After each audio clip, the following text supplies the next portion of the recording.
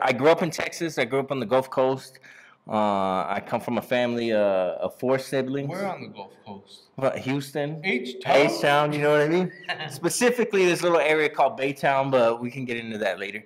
But anyway, I grew up in a home. If you were to ask my parents, like if they were Christian or not, that they would probably identify as being Christian. I wouldn't say that it was a Christian household though. And as I got older, it definitely wasn't a Christian household. So anyway, That's a valid point. I don't want to cut you off. Right? Yeah, go ahead. Like society, like just because you believe in a God. Oh yeah, they doesn't mean you're a Christian. Yeah, they would say that they were Christians. They would say they believe, and I'm not saying that they did it. You know what I mean? Right. But there was things that went on in my home that probably goes on in a lot of Christians' households. You know what I'm saying? Yeah. But the point is, like, we didn't go to church all the time. Yeah. You know what I mean? There was times where we went to church, and there was, I have experiences in church that I remember. But we didn't always go to church. Yeah. I think that there was a time in my parents' life, like a short period of time that they did. But it definitely wasn't when I was a kid. Yeah.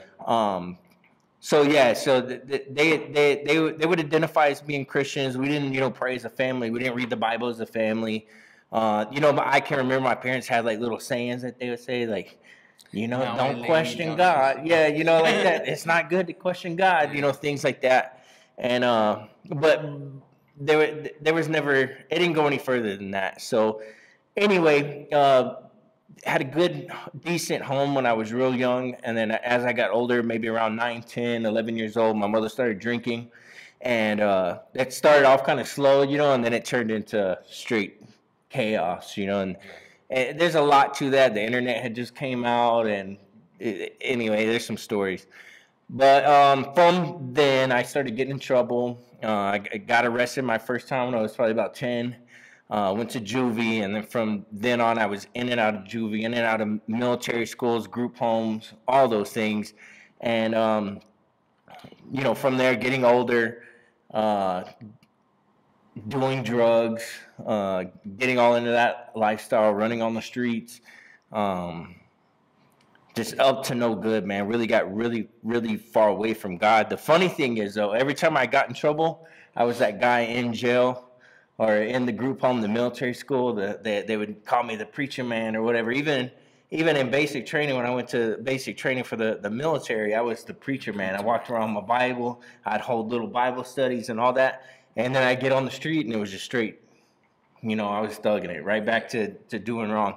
And, I blame that for, not having like discipleship or an older person to kind of look over me. Yeah. And it's funny, when I got in these structured environments, I usually excelled. So like I would be the favorite kid, the one that the staff liked, or the trustee, whatever you want to put it, So like the structured life was good for me. And then the people that worked there, to this day, I have men that I talked to that I met in these places that influenced my life. And a lot of times those guys were believers and Christians.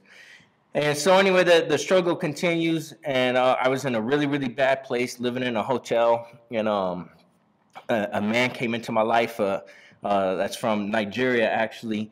I call him my father in Christ. Like, I have a real dad, but he's like my father in the Lord. Yeah. And man, I was rude to him at first. I'm not gonna lie. I kind of feel bad about it, but like he was a solid person, man, and the love that he showed me, like really, really, like hit me hard. You know what I mean? Like, here's this guy from Nigeria. You know what I mean? We're not even close to. I'm a white dude from Texas whose parents are from Mississippi, and you know what I'm saying? Like, culturally speaking, like we're not anything alike, but I felt so connected to him, and I still to this day do. And since then, I mean, it's been a struggle, and I've made mistakes even since then, big mistakes. Yeah. But I think that's the progress that I've made. I love that story. I've heard this story, and you'll hear this story eventually, right? But like the way your pastor just pursued you. Yeah, he pursued me. He kept coming back, and you briefly talked about it. You shut the door and get out of here. I don't want nothing to do with this.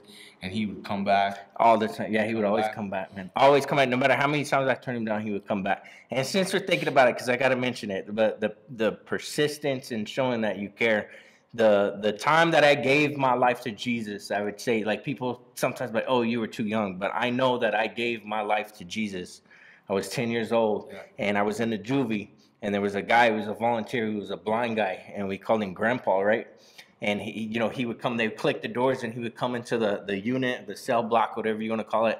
And he would know which doors were the boys that he wanted to talk to, and like he would do Bible studies with all of us, but then he would come and get us each individually. And man, this guy, he would come and get me, and he was just so sincere, and he cared so much, but yet he held me accountable. Like everything, like I was telling my mom's an alcoholic, this and that, drinking at home, I don't want to be there.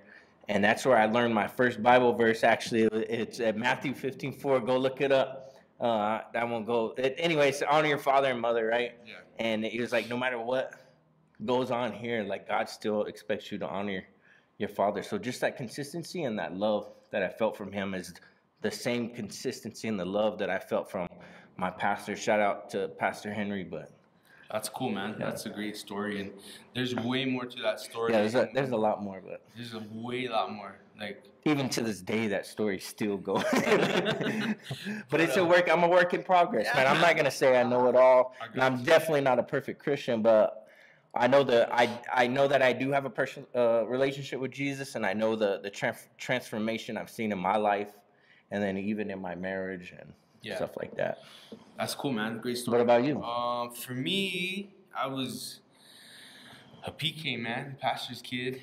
But the thing with PK is either you go to ministry or you go away from it. And I feel like there's a stigma behind it too, or like maybe an expectation. Yes, there definitely is an expectation, and like all eyes are on you, dude, because you're the pastor's kid. Man, that sounds tough. If you do anything wrong, like you're the standard, and then kids. But then I bet it like people are waiting to call that out. They want you to fall. And then your dad being a preacher. Absolutely, dude. Then he's got like an image. Absolutely, and for me, I feel bad for your dad. I do too. I put him through hell, like real hell. What a jerk. I was, and I didn't care, but I care now. I love it. Shout out, Dad. I love you guys. I think I made them better Christians. You made them pray more. Yeah, dude. Because they were worried about. They had to pray fast. They were worried about their heathen son. Absolutely, bro. I'd be midnight prayers, dude. They wouldn't have done midnight prayers if I was at home. I always heard there's nothing more powerful than a mother's prayer. It is true.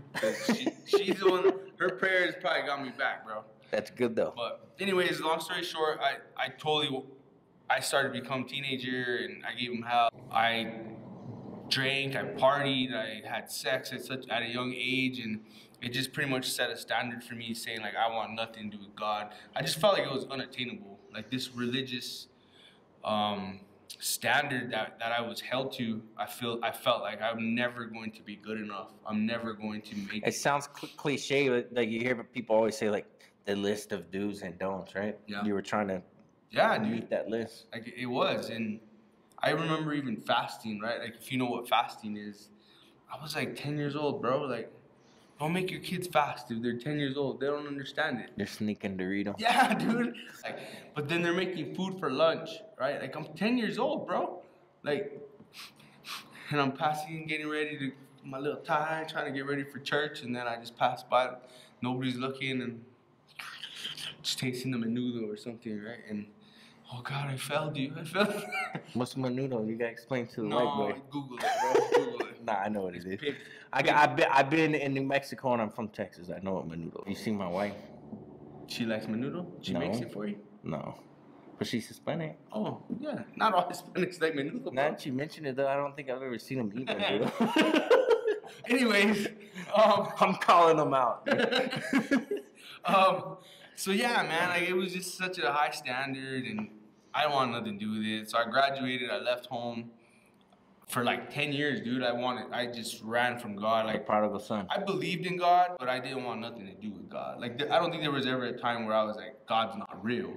Do you like how much of that do you think is because you wanted to indulge in the flesh? Ooh, I think so. A lot of it, half and half. Most of it, all of it. Most of it, all of it. So you think the time where you left, because you believed there was a God, but you wanted to indulge, right? Yeah. But the scary thing is like, I knew of the consequence. Like I knew it's crazy, dude. Like I knew that I'm in sin, like big sin, bro. Like sleeping around, doing drugs, drinking, carrying a gun in my back, thinking I'm a gangster. I'm from a little town, dude. I wasn't a gangster. I'd have beat you up, this fella. I would have hit you with my pistol. But anyways, I just, it's crazy because I knew that if I died that night, I probably wasn't going to heaven. Like that's how I felt, right? Like I was so far from God that if I died, I don't know if I'm going to heaven. And that fear was unexistent. Like that's a scary thing when you're far from God, that you're not afraid of because there's consequences eventually, right? Like there is.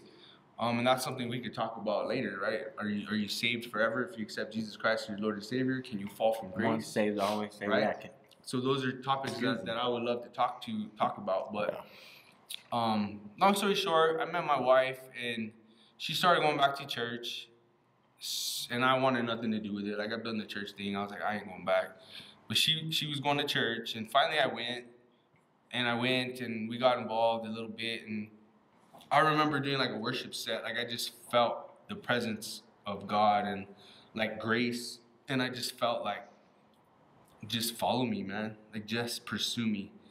Like just chase after me. You're gonna fall. And like after I felt that, it was just easier to follow God. Yeah. Like, and that's the whole reason why God sent His only Son, Jesus Christ, to die on the cross. Because that list that we were talking about, the do's and don'ts, the preacher kid, the expectation, like you're not gonna meet that mark. You're gonna miss that mark. You're gonna miss it. Right? We all fall short. And when you get that, like when you figure that out, it's not about religion, it's not about doctrine, it's about relationship. Do you have conviction for things that you know are wrong? Do you follow God? Do you fall short? Yes. Yeah. But you're never gonna obtain this religion standards that society has put in place. And that's kind of why like I'm a little bit tired of church. Right? Yeah. Like don't get me wrong, like church is great. The fellowship is great, like we talked about in a previous conversation. It's needed, but I'm tired of the corporate church. Yeah. Like I'm tired of just, you just want people to go to your church but do you really care about their souls? Yeah. Like there's a lot of churches out there that just want to build a social club or just want to have. Yeah. It's church. fun, yeah, and You know what I'm saying? yeah, for sure. And it's funny you say that because we were talking about like Grandpa, right? And then we were talking about Pastor Henry, and like the love that they gave me, right? That's what like drew me in, and you know how like I didn't grow up in church, but anytime I was like incarcerated or something, like I'd have my Bible, I'd go to the little Bible studies or whatnot. Like it was all so real to me then, and there wasn't like a bigger picture, and then it wasn't until like. I started getting serious or thinking I'm getting serious, and I started going to Bible school, and I started doing an internship at church, and I had an intern director and, different people. And from that point forward and being involved and volunteering and learning more, and like, this translation and that translation and this and that, it's exhausting. It's exhausting, man. It's exhausting. And if I hadn't had those experiences as a kid, like though, I think I would have just walked away a long time ago, or have been like, what I'm saying? That I've been hurt by people in the church, and I've been let down. It's sad to say that, coming from a person that's always wanted mentors or somebody to look up to or to trust in, and then you have these people that you kind of put your faith in or look up to, and then you see that standard that we all can't obtain. Yeah.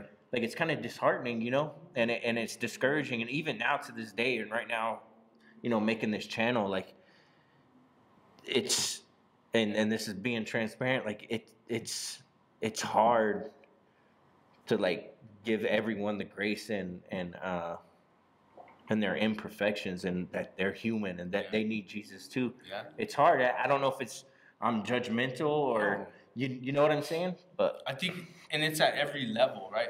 Like I would be weary and I would be cautious of people that believe they know it all, right? Yeah, that's a good one. Like I would, like if you are following somebody, or you know somebody, or you're taking advice from somebody, and their way is the way, and I've been doing this forever, and this is the right way, I'd be cautious of that, because And you see that a lot, especially like I mean, just people in general are know-it-alls. But if you just in Christianity, yeah, like you go and search YouTube now and find different content creators, and there's people that are pretty set on their ways. They know it on. This is it. This is my way or the highway. And if you think anything different than this, then you're a heretic. yeah. You're the devil has sent you. You know what I mean? Yeah. So, And that's something that I've had to learn, I guess. Like, Yeah. I don't know it all at all. Like, I don't know the answers to everything.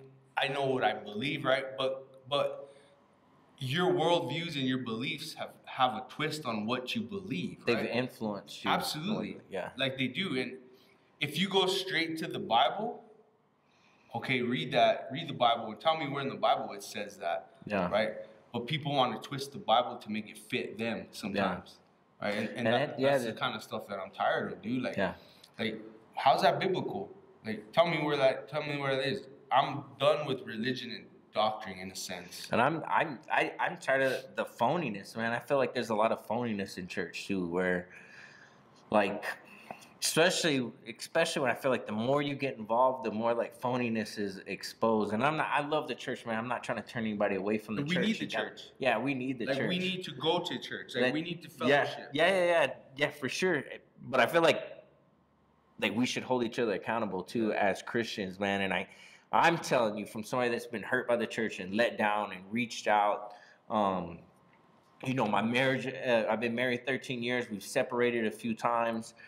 We've went through a lot. I've almost lost my marriage, and we've reached out to the church just to be let down. You know what I mean? And I feel like the church has, like, there's sometimes they preach a big game, you know, that this and that and people, but when it comes to following through, they don't want to be Pastor Henry that's been turned down 3 times and Charlie knocking on the door. You know what I mean? Do that again. Charlie.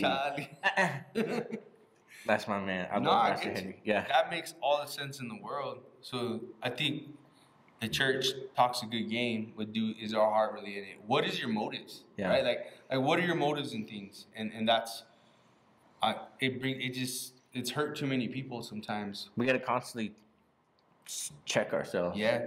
But don't get me wrong, the church is needed. The church is biblical. The gathering of believers is needed, and it's biblical.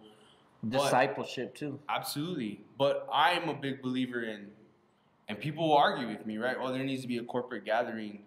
But I believe in fellowship. That's why we are helping launch this channel, right? Like, or Club 5-2 Fellowship, the organization in itself. We strongly believe that it's not the walls of a church, it's the body of Christ, and we are the church. And I know that's cliche, a lot of people say that, but like, we are the church, dude. Like, It doesn't matter what building you're in, it doesn't matter what structure you're in or what organization you belong to. That's another thing, dude. Like, churches are very territorial, and like, oh, you can't go there. You can't go there. That was the other. If you go there, I can't believe you went there. Listen, that was the other thing. So, like, the church we were going to, me and my family me and my wife reached out to, and then we didn't get like the response or whatever. So we went to another church, and the first thing they asked is if we were members of that church. It's like, no, we're not members of this church. Well, they couldn't help you. They couldn't help you. And it was like, how does you're not giving your dues and you don't have a membership. I was like, how does that work? Right. Which leads me to the question, like what is church supposed to look like, right? I feel like there's a blueprint, like in the Bible, like it kind of, you know, if you look throughout the New Testament, you know, it kind of gives you an idea of what church looks like. But like, even somebody interpret that, like, where are we missing the mark? And like, how much has our culture, American culture, Western culture, influence what church is? You know what I'm saying? Yeah, that's a great question. To me, the one thing that bothers me is the corporate church, like the church, the social club church. Like, it's coffee drinkers. I like coffee. Hipsters. I like hipsters. I wear skinny jeans. Right? But no, it's like, it's just the corporate Yeah, no church. offense to hipsters. I like I'm just saying, hipsters. yeah. Dude. He's a hipster. I am. But you were just talking about it earlier today about what's the church? Transformation Church. Yeah. Yes. Shout out Mike Todd, Pastor Mike Todd, right? Yeah. But he's he's got good stuff in. Absolutely. No disrespect to him or his church. Absolutely. So those are the kind of things we talk about, right? Yeah. My worldviews or other people's worldviews, and I grew up in a really reserved Pentecostal church. Some people would say like, oh, that's borderline sin. Like, Demonic. That's, oh my gosh, they had a boat on stage. There was lights water. and smoke. Check it out. I think it was cool, right? It was cool. Like if you're watching this and go check out Transformation Church, like Pastor Mike Todd changed my perspective on relationships. Like he came out with that book, Relationship Goals. He knows what he's talking about. But when I look at worldviews and how it can turn people off, I see that. Yeah. Right? Like it's very theatrical. It's entertaining. It's over the top. And some people watch it and be like, the first thing that comes to mind, and like one of my like when I said I was doing an internship at a church, so I know like they were like was big with production. Yeah. And so I know how much things cost and stuff like that. My initial thing is like, well, I wonder how much that costs. It wasn't like, and what's his message? It was like, I wonder how much that costs. Yeah. So is that distracting from the message? I don't know. But here's my maybe that's just me, and maybe I'm wrong. Yeah, that's what I was about to say, right? You are wrong. Yeah. But what does it matter to you? Yeah. But if that was meant to entertain and bring somebody that doesn't believe in Christ, right? Like, oh, woe is me. Like, who cares, dude? Like, we already know Jesus. We know Christ. I believe that was to try to attract people, right? Draw people that don't know Christ. And I do believe that's the job of the church. Like when we start to just become a social club and it's just about us. The same people every day. The same people all the time. There's no baptism. There's no people aren't getting baptized. Right? Like people aren't getting baptized and there's no new believers. And as a church, we're a social club now. We're not discipling. We're not telling people about this Jesus that we know. Yeah. So you're not bringing people in. And I think that's our job, man. Yeah, but let me say this. Like, all right, you got all the production. It's nice. Everything's good, and you're bringing people in. If you don't have the Pastor Henrys or the Grandpas, then you know what I mean? So you're talking about who you being shepherded by. Yeah, who are you being shepherded by, but be the good shepherd. I feel like you're going to make more impact for the kingdom, or you're going to make more impact on somebody's life by the consistency, the knocking on the door after like, hey man, leave me alone, dude. I don't want to.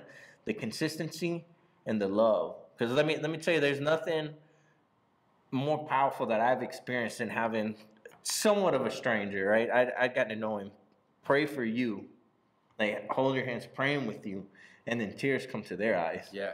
Now that, man, that's gonna do more than me watching. Production. $30,000 production. Oh, I don't think they spent that much. No. Like say it so. Yeah. They're gonna fact check. They're gonna shut us down. Don't fact check me. No, don't do that. Mike Todd, we know you're powerful. Don't shut this channel down. No, like I said, I love hearing Mike Todd. And the reason why this came about is we actually seen the episode on Ruslan's channel. Ruslan, KD, check Shout it out. Shout out Ruslan. Yeah, so. Bless Yeah. So shout out to Ruslan channel, man. I've been listening to your music for so long, bro. So long. And your channel is popping.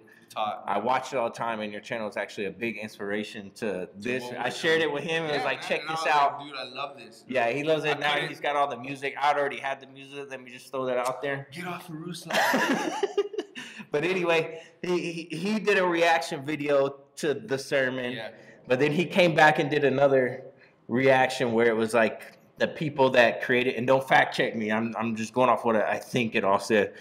So the people made it, and then the people that made it came out and said, hey, it really didn't cost as much as you think it cost. It was just a few tens of thousands. I don't know. Anyways. It was only $30,000. Stop. We better get off, dude. Before we only used enough money to make this set that if we would have gave it to you, it would totally change your life.